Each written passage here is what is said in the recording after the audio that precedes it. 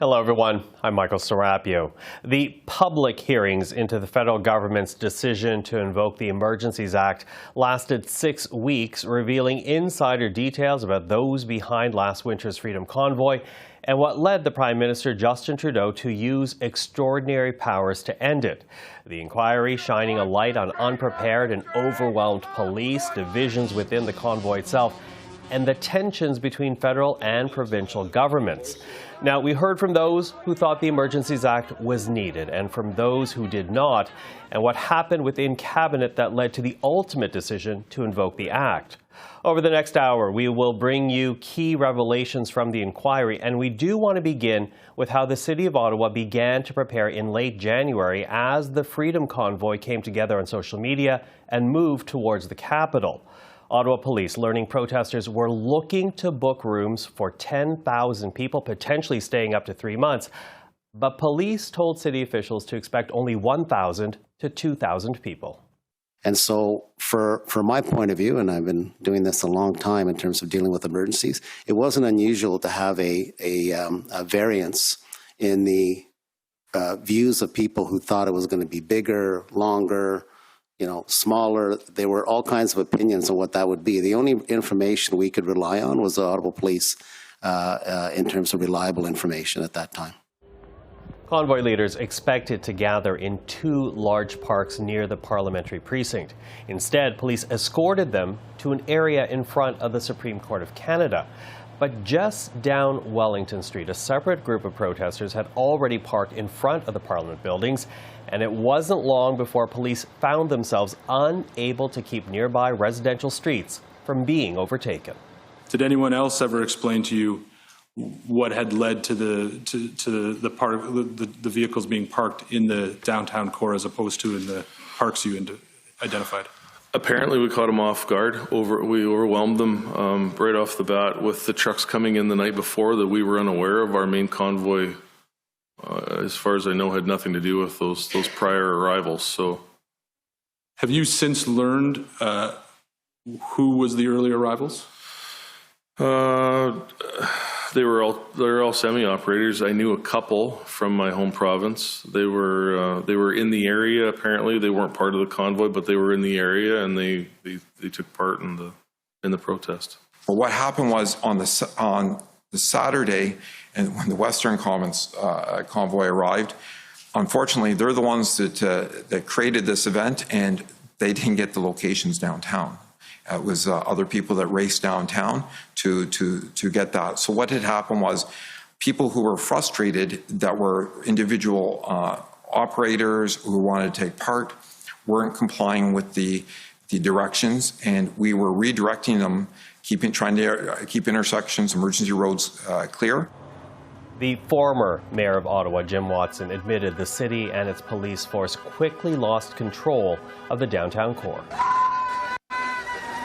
I think what was happening was disgraceful. We had some people dancing on the tomb of the unknown soldier. We had other people urinating at the cenotaph. We had a group that went and stole meals from the Shepherds of Good Hope. We had and the mandate placards put on the Terry Fox statue. It was completely despicable behavior on the part of these individuals. We lost control in the red zone because we couldn't even contain jerry cans going in. In 1 or 2 incidents, the chief explained to me, the police tried to stop them, and then they were swarmed by 100 truckers. People were having parties, they were open fires, they were throwing off fireworks that were a fire hazard to heritage buildings in the downtown core.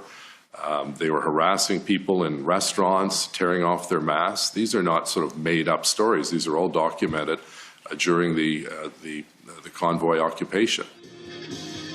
Ottawa residents testified about that chaos and the physical and mental trauma it caused. It was unpleasant, to say the least, to exit my home, but it was something I did anyways, as I didn't feel like it was... The whole situation was wrong, and I felt almost a little bit of defiance, wanting to go outside and continue to live my life as best I could. And when I did, oftentimes I was harassed for wearing a mask, or I was told to smile more under my mask, or you know, just these kinds of comments that wouldn't have otherwise occurred, and on a quiet, normal walk, day by day.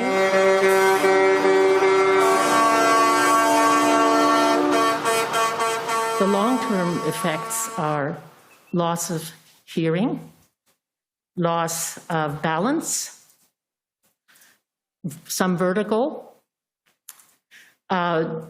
triggered by the sound of any horn now, triggered by certain music, as the music was very loud, and a physical trigger when I get a smell of gas.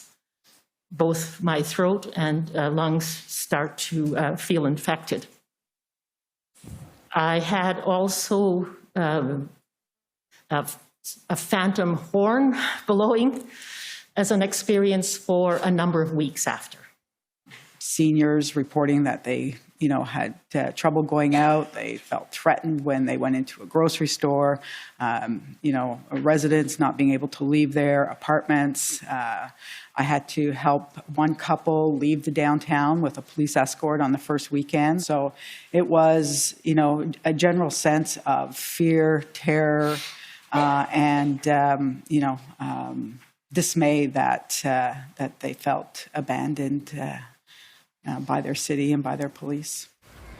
That police response was a major focus at the Commission's public hearings. The Ontario Provincial Police had warned local law enforcement that the Freedom Convoy was prepared for a lengthy occupation. But Ottawa Police assumed the convoy would fade away after one weekend and later admitted they failed to heed and trust outside intelligence. I do not recall, and to this day, even with the benefit of hindsight, I do not have any clear impression or saw any clear conclusions that we were going to have anything more than what I was being briefed on by my team. This was going to be a Thursday, Friday, mainly Saturday, Sunday event with the potential for a smaller group to remain behind, but in numbers that we had managed previously. I think what we've learned is that there's a lot of misinformation, disinformation, and false information surrounding this group. Now, in hindsight, what would you have done differently in this planning phase?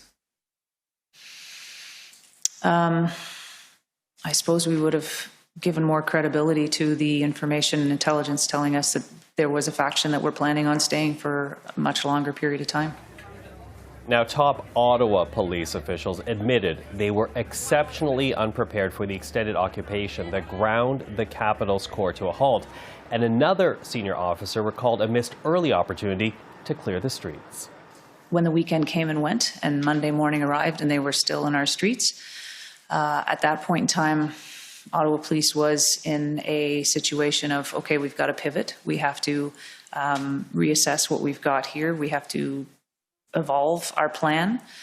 So began starting to, strategize and brainstorm as to what actions could be taken. What did we have available to us? You said the OPS was exceptionally unprepared for, and the team realized that after that first weekend. Do you still agree with that description that you gave before? Yeah, I believe we were unprepared for what transpires. In the sense that you weren't prepared for what would eventually turn into an occupation. That's correct. At the end of the first weekend and into that Monday, 2/3 or more of them left. And we had an opportunity to shrink that footprint, which didn't take place. And we would have been able to rearrange our traffic plan to mitigate that. Senior officers testified Ottawa Police still had no new plan the following weekend. And that led to finger-pointing and questions about Chief Peter Slowly. He was accused of bypassing the chain of command, mistrusting outside police and governments, and pressuring an exhausted, understaffed force beyond its capacity.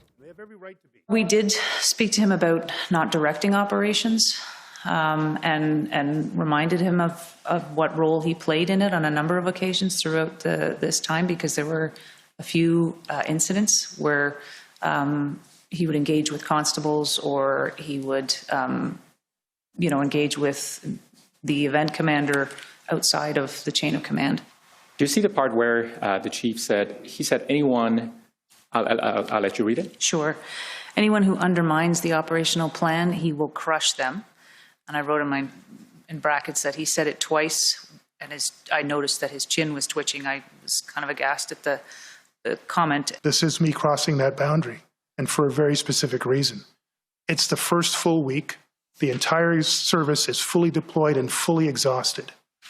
We are getting massive complaints from our community, and they are suffering. By this time, they're suffering. We know what's coming, and we knew what hit us the week before.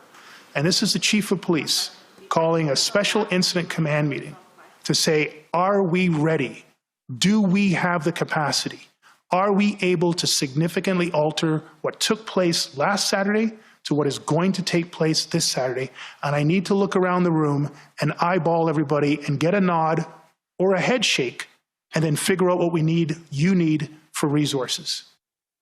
Peter Slowly figured that Ottawa needed between 1,800 extra police and support staff, but the OPP bristled. It considered Ottawa's police force hamstrung by poor communication, a confusing command structure, and a lack of leadership.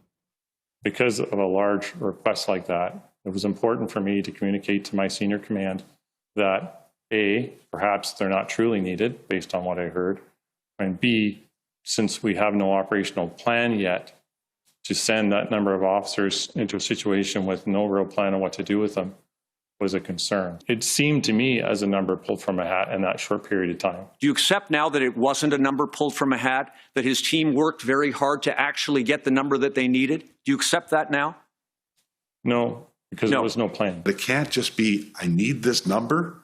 You need to know what these people are going to be doing when they get there, right down to where are they staying and who's feeding them. We're human beings. You need those basics in place. None of that was in place. An in-person meeting to plan police operations only added to the tension between Peter Slowly and other forces. The tone, I would say, was very antagonistic. It was disrespectful in terms of we're there to help, and he's just not trusting it. It was very clear he had confidence issues in what we were there to do. I think just about everyone on my team at some point in time within the minutes of leaving the meeting received apologies from other members of his command.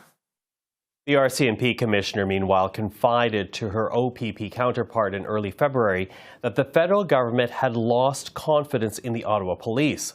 Brenda Lucki worried an emergency declaration could leave the RCMP or the OPP in charge of operations. Well, we had deputy ministers' meetings. Nobody said out loud that, I don't recall people saying, you know what, we're losing confidence. It was my observation by the various comments about how come this is still going on? When is this going to end? How come it's getting bigger? So I was inferring from those comments, when is Ottawa Police Service going to do some enforcement? When are they going to deal with this situation? I could hear the impatience, I could hear the frustration, and from that, I inferred that they were losing confidence.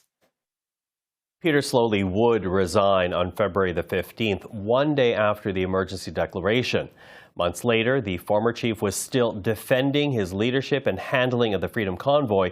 He gave emotional and combative testimony, blaming inaccurate media coverage for eroding trust and crushing police morale.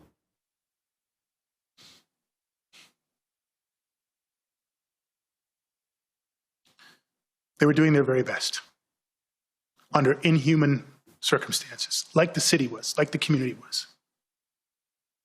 It was too cold and it was too much. But they did their very best.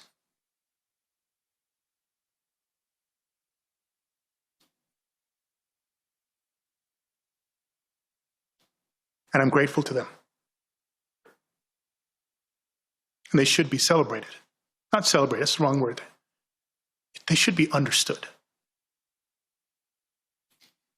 Do you feel that they were misunderstood? Yes. In week 3, the focus shifted to those who organized and led the Freedom Convoy and how and why they came together in January. Why were you angry?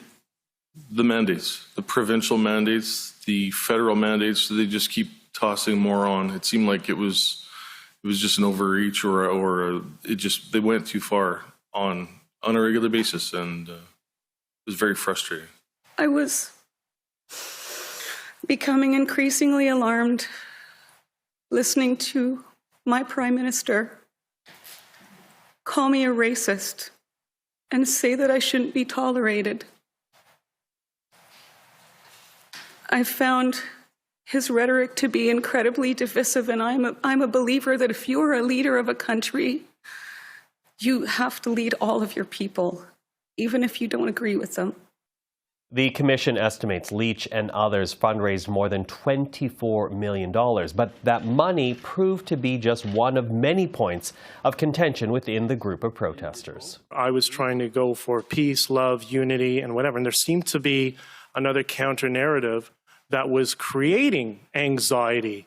And people were starting to attack Tamara, myself, everybody, you're sellouts. I never got my money for gas. What do? You can see the tenor already of frustration was building up.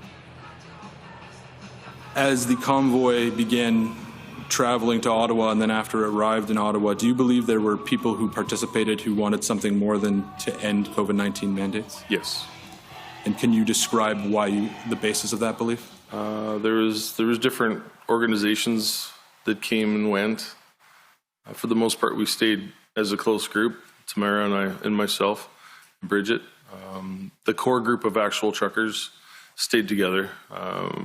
Organizations kind of came in, tried to set camp up, and we either found a way to keep it under control or keep it was a power struggle a lot of the time.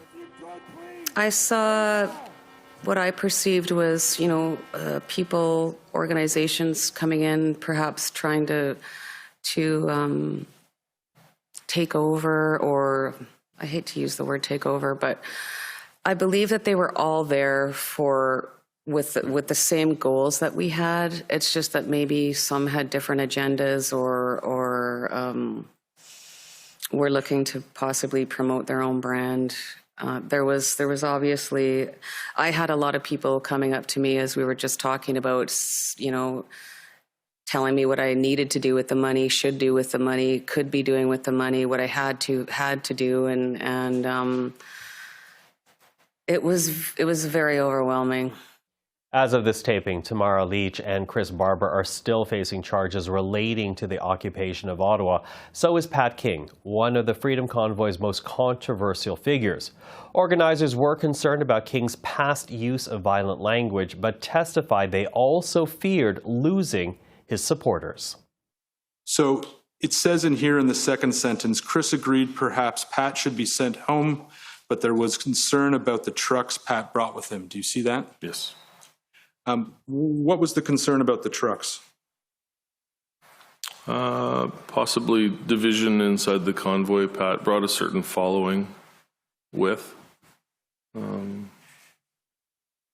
I don't remember the extent of anything after that. We discussed sending him home, and obviously he didn't.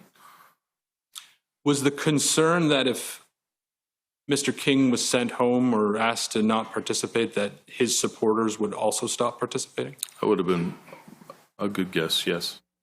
King used his own testimony to push back against his reputation as an extremist. Do you know what they're referring to when they say talk of violence, inappropriate comments?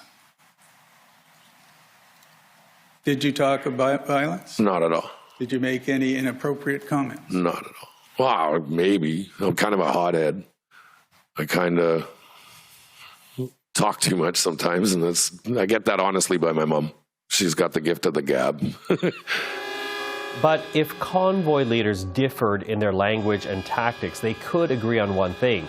They did not believe their actions negatively affected the people of Ottawa. Do you deny that there were incidents of harassment or incidents of intimidation or threatening like the ones we've heard? Do you deny that that happened? I never witnessed it. I never witnessed any of that type of behavior. Again, there was always rumors, but I never personally witnessed any behavior like that whatsoever. Some of the things that the commission has heard is that there was excessive noise due to air horns. There was harassment and intimidating behavior, including people yelling racist or homophobic slurs, and that there was just a general disorder and unsafe conditions, including open fires, propane tanks near buildings and cars. Is this sort of evidence or concerns? Are you familiar with that? I can honestly say I never encountered a single episode of that. Obviously, there was fires with people trying to stay warm. There was propane tanks for heating things, no different than I have a propane tank on my porch with a portable barbecue. So as long as it was looked after safely, I guess. And you did slow rolls around the airport? We went for a ride, yeah. Well, how long were you at the airport? An hour, 2 hours. And were you doing slow rolls around the airport? We were abiding by the law, by the rules of the road. We did the speed limit. We did not impede emergency traffic. We just went for a cruise. What was the purpose in your going? We're bored.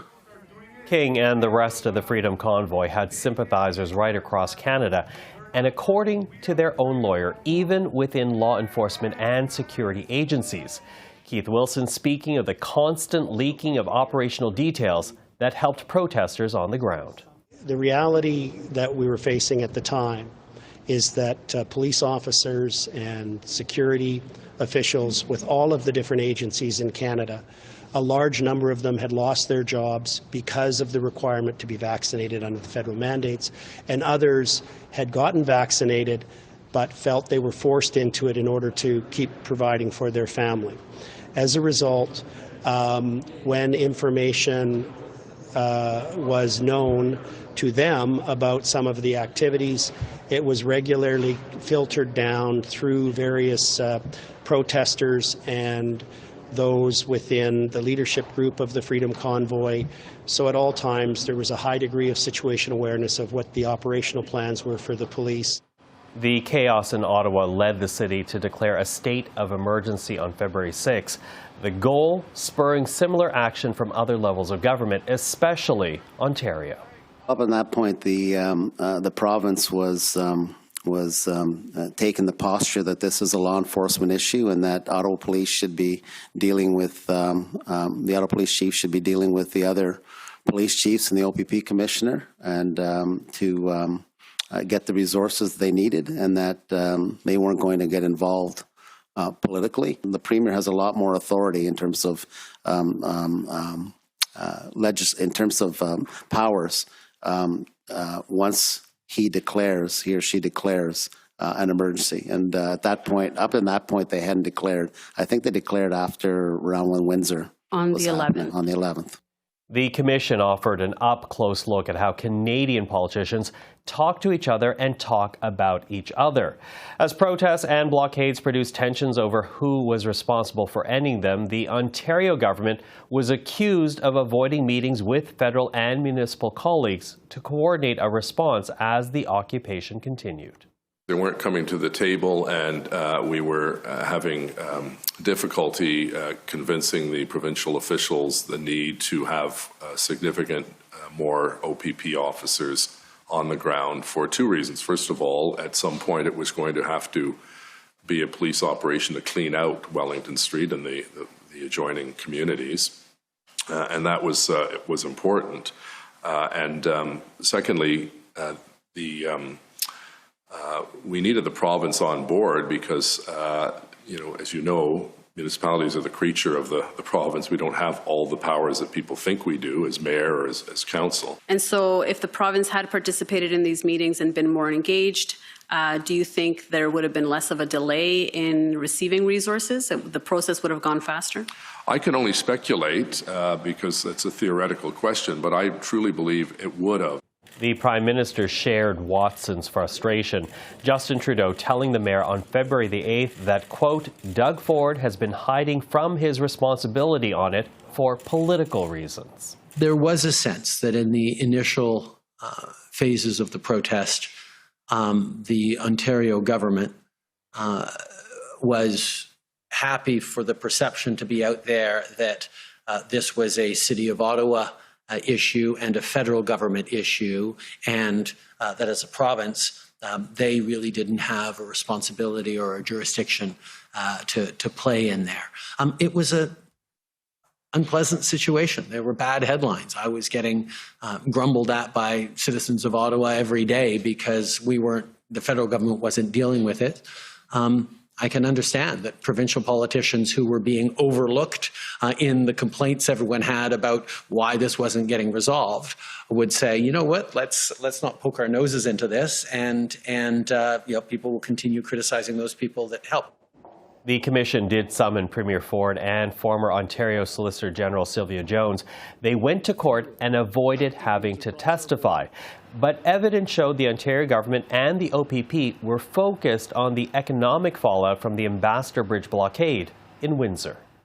It's one thing to do it in Ottawa at the seat of the federal government. It's another thing to do it at the busiest border crossing between our two countries that has a significant impact on the lives of tens of thousands of Canadians, not just people in my community, people all across this province that rely on smooth and efficient border crossings for their livelihoods, who've been impacted, over a couple of years with the pandemic. The resources, and regardless of whose priority it was, whether it was the government's priority or the OPP's priority, the priority was Windsor, right? With regards to the deployment of OPP officers and public order unit to the Ambassador Bridge, yes. Right. And you've stated in your interview summary that the police could not clear Ambassador Bridge and clear the occupation in Ottawa at the same time, right? Correct. We did not have a defined plan in Ottawa yet. Therefore, we did not know exactly how many resources were required. That the Ambassador Bridge in Windsor was something that we felt we could clear up in 2 to 4 days.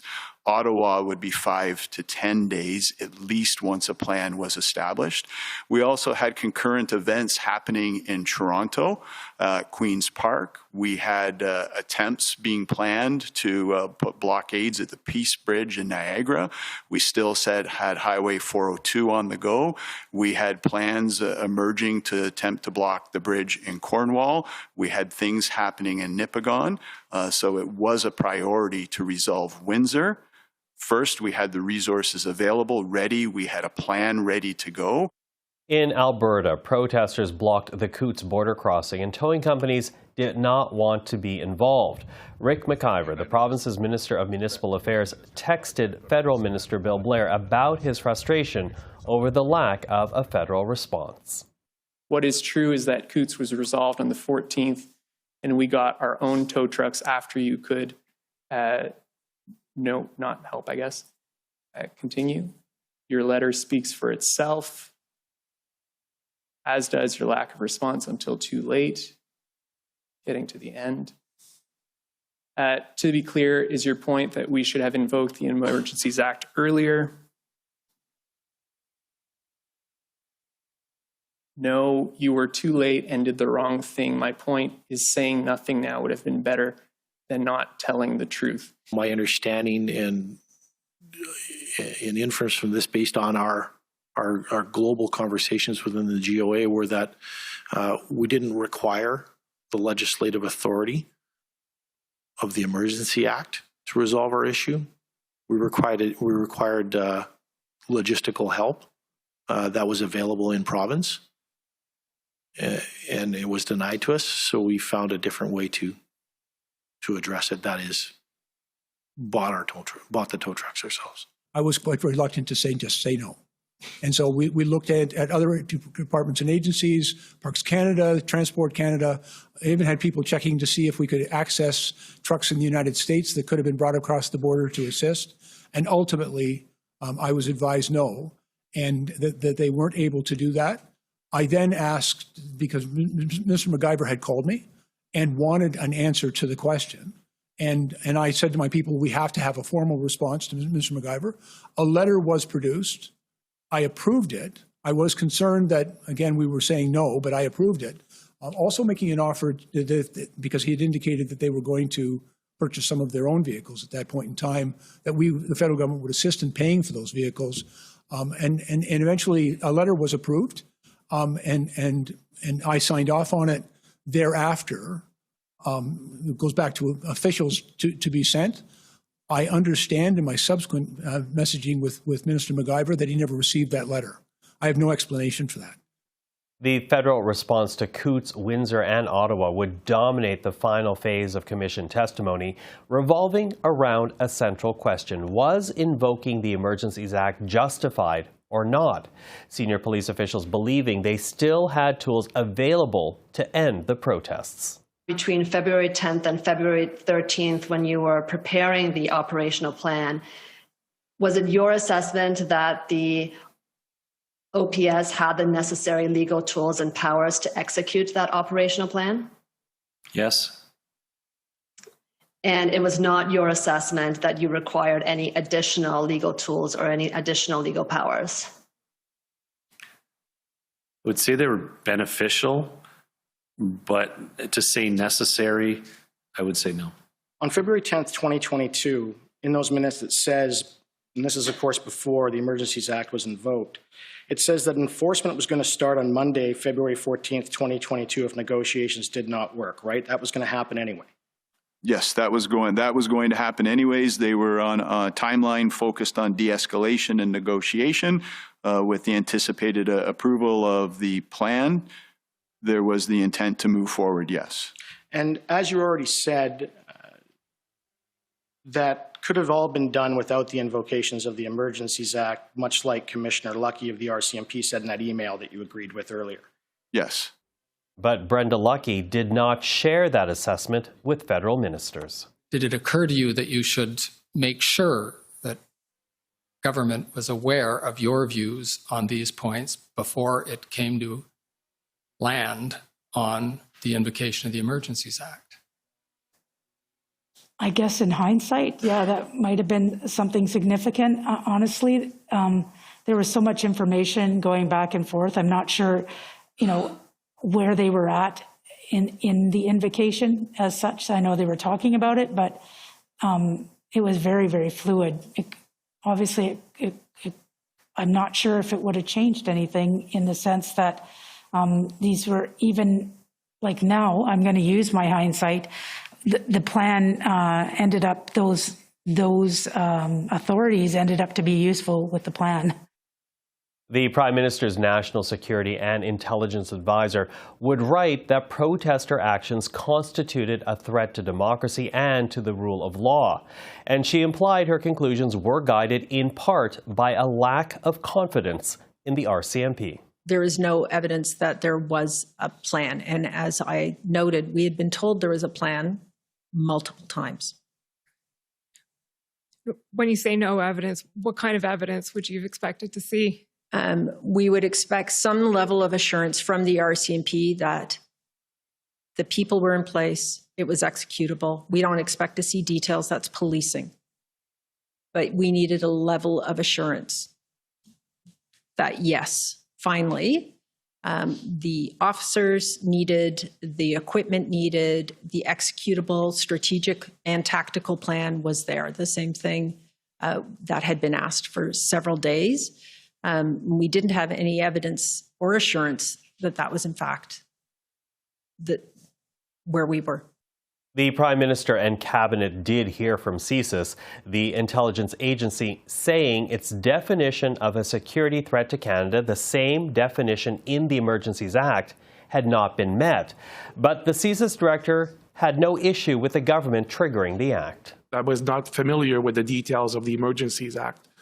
So when that was first brought up, the fact that the Emergencies Act was using the same words as the CSIS Act to define the threat, so imported into the Emergencies Act, I needed to understand for myself and for the course of this, what was the implication of that.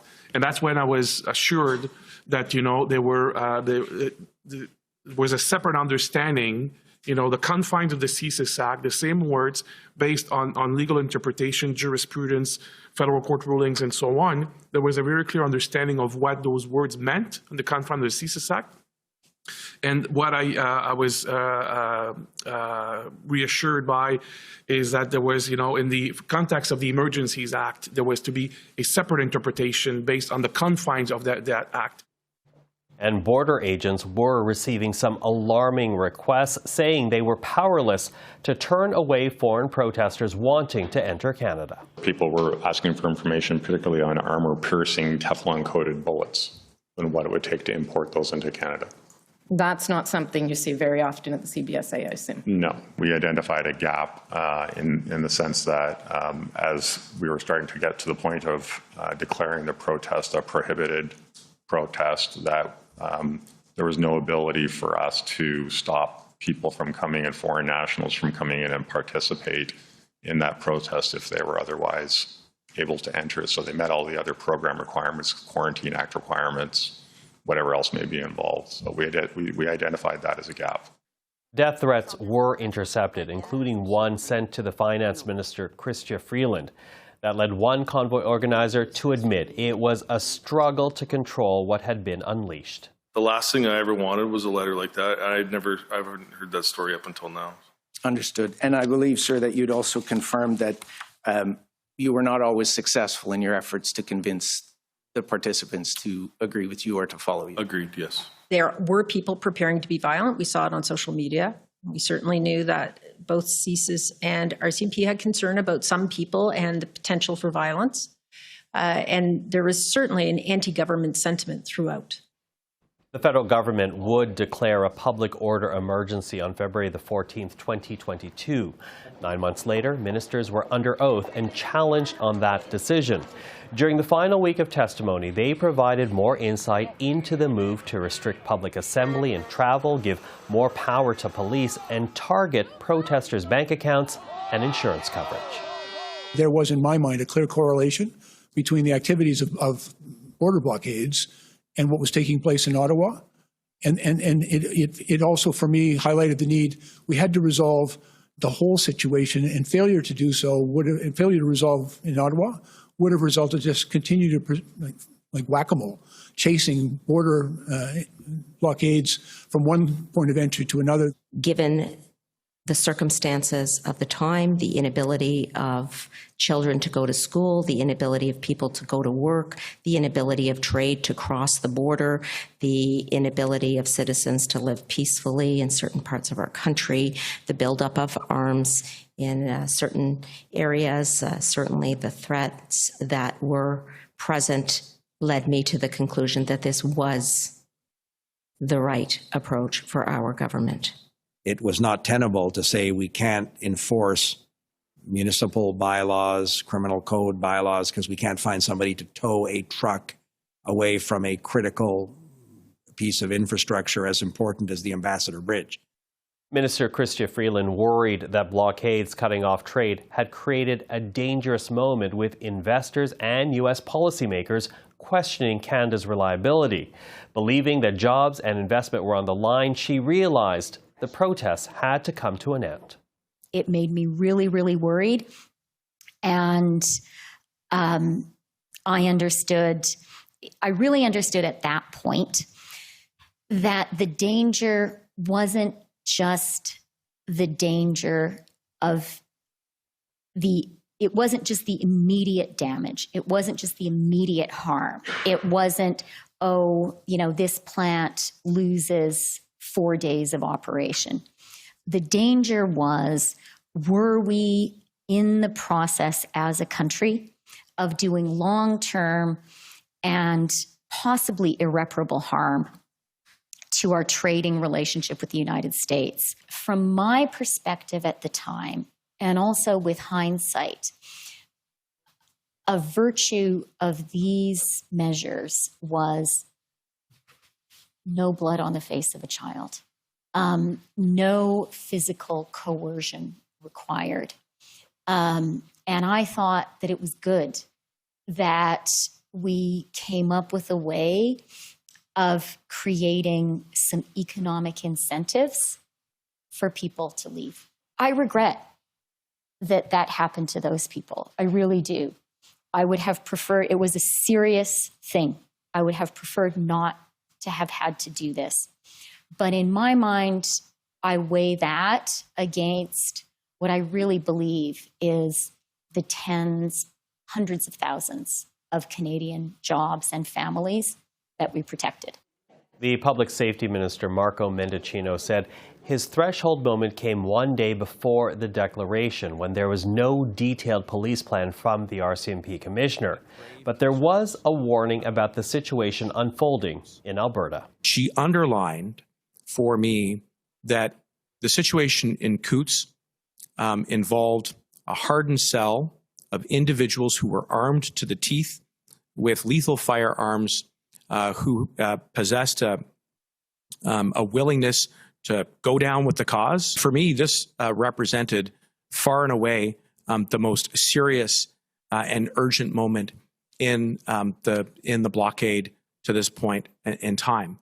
And so it also spoke volumes to me about the commissioner's state of mind, which was that we were potentially seeing an escalation of serious violence. When she talked about a plan, there was no elaboration on it. And I would point out that for the better part of the 2 weeks leading up to February 13th, that there were times where the commissioner and others at those daily calls that we were having were expressing concerns about the absence of a plan with existing authorities. As for the Justice Minister, he was clear on the Emergencies Act. It was the government's right to make the call, not law enforcement's. And David Lametti said Cabinet was not limited by the CSIS definition of a national threat. You've heard from a number of different witnesses this week. There is a wider set of inputs that are more than just CSIS inputs. You've also heard from CSIS about the specific rules of thumb that they use in order to interpret Section 2, which aren't necessarily imported into Section 16 because it's a different decision maker. And all I want to confirm, sir, is that as far as CSIS was concerned, using their interpretation of threats to the security of Canada, that definition was not met under the CSIS Act. And for the purposes of CSIS in the CSIS Act, yes, I'll agree with that. Lametti did not share the exact legal advice he gave the Prime Minister and Cabinet. Instead, he invoked solicitor-client privilege on a number of questions, and that led to this exchange with Commissioner Paul Rouleau. The job that the Commission is to do is to look at the decision by Cabinet. And as was mentioned by Commission Counsel, there's an issue of the reasonableness of it. And I'm having a little trouble, and I don't know if you can help me, how we assess reasonableness when we don't know what they were acting on. And do we just presume they were acting in good faith without knowing the basis or structure within which they'd made that decision? And you know of what I speak, I think. Yeah, I mean, I think we have done our best to provide all the information we can. The Section 58 report effectively gives you the conclusions that we got to. That ultimate decision to invoke the Emergencies Act came down to Justin Trudeau, just the fourth sitting Prime Minister to ever appear at a public inquiry. Trudeau took questions for 5 hours, including what led to the emergency declaration. Every input we were getting on that weekend at the IRG was that things were not getting better, things were getting worse. We were hearing more convoys and more supporters heading to different places to take action. There were things going on in BC and Surrey. Like, there was a sense that this was a broadly spread thing. And the fact that there was not yet any serious violence that had been noted was obviously a good thing, but we could not say that there was no potential for threats of serious violence, for serious violence to happen over the coming days. We were seeing things escalate, not things get under control. Trudeau also doubted the ability of police and provincial governments to handle the situation. We kept hearing there was a plan. And even, I mean, we heard in testimony here that there was a plan on the 13th that the Ottawa Police Services pulled together. I would recommend people take a look at that actual plan, which wasn't a plan at all. Jason Kenney was saying on the Monday morning in our First Minister's meeting, yeah, Coots is well on its way to being under control. We had heard that before, and there were fluctuations going on in the various sites across the country. It was not enough just to have a plan to clear a couple of lanes. There was not confidence that we were on a track to getting the national emergency under control in the coming days, that it was continuing to be a situation that was not being controlled by police, by officials. So once public servants recommended using the act, Trudeau moved forward. If I'd gotten to that point and they had said, no, we still don't think the threshold is met, it is possible that we wouldn't be here today and I would not have invoked it, but I don't know. But the fact that when that note came in, I made that final decision with all the conversations, all the inputs and all the feedback that I'd gotten from caucus, from cabinet and from first ministers and opposition leaders and all the officials I'd talked to.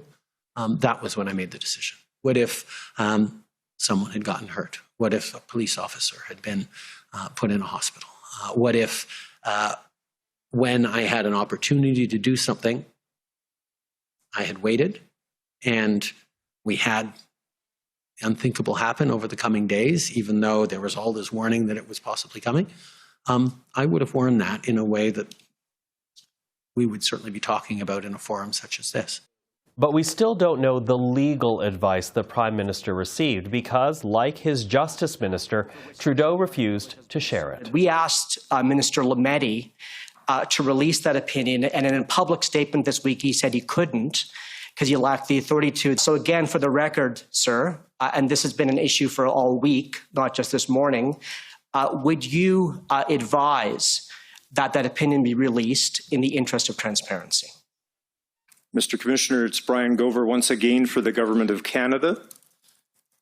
Solicitor-client privilege, of course, is a very substantial right in our legal system. It's one that the Supreme Court of Canada has recognized as a constitutional dimension. I remind my friends that in this case, as the Prime Minister has said, Cabinet confidence has been waived for the fourth time in 155 years to provide evidence of inputs. We need not go further with the inquiry and pierce the veil of solicitor-client privilege, setting what in my submission could be a dangerous precedent going forward. But why didn't the Prime Minister just sit down with the protesters claiming to speak for a large number of frustrated Canadians? That was the question asked by Commission Counsel. We knew exactly what they were asking for. They were very, very clear that they wanted an end to mandates. But it was clear that it wasn't that they just wanted to be heard. They wanted to be obeyed. They wanted us to change public policy, public health policy designed to help Canadians, and we're going to occupy locations across this country and interfere with the lives of Canadians until such a decision was taken. And I can't help but have noticed that when Premier Kenney in Alberta did, during the course of these convoy occupations, remove a number of mandates instead of decreasing the amount of concern, the convoy at Coots, the occupation at Coots, seemed to be emboldened, say, look, it's starting to work, let's keep going, instead of actually de-escalating. During cross-examination, Trudeau did come face-to-face with a lawyer for the Freedom Convoy. And at the IRG meeting, you were advised that there was a breakthrough agreement between the Mayor of Ottawa and the convoy organizers to move trucks out of the downtown residential areas. Isn't that correct? That is not how I remember it, no. Okay, well, I can advise you that at the inquiry, it was confirmed by the documents your officials filed here and by witnesses, namely Jody Thomas. She confirmed that at that IRG meeting, you were briefed that there was an agreement with the mayor. Does that, do you recall that? With whom? And- With the mayor and who? Some of the convoy organizers. Which ones? Well, Tamara Leach, who's present here in this room, signed a letter. It was made publicly available on the news on Sunday, February 13th, and you were advised of that agreement at the IRG meeting. And we were also advised that that agreement wasn't holding and that many of the convoy had decried it as fake news and not actually an agreement that they would abide by. As for the lasting impact of using the Emergencies Act, lawyers asked the Prime Minister about Canadians who believe his actions have destroyed faith in public institutions. When people across this country were noting that our police can't even maintain order in our capital city, that we cannot maintain the flow of essential goods and services over our most important border crossing, that armed protesters at Coots in Alberta were able to defy the police for so long. People's faith in our country's institutions able to do the basic things around keeping them safe gets eroded. And that is something that one has to take very seriously, that I took very, very seriously.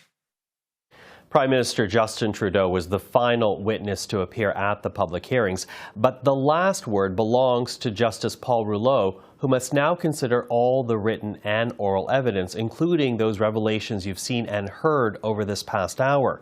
The Commissioner's report must be submitted to the government by February the 6th and tabled in Parliament by February the 20th, 2023. I'm Michael Serapio. Thanks for watching.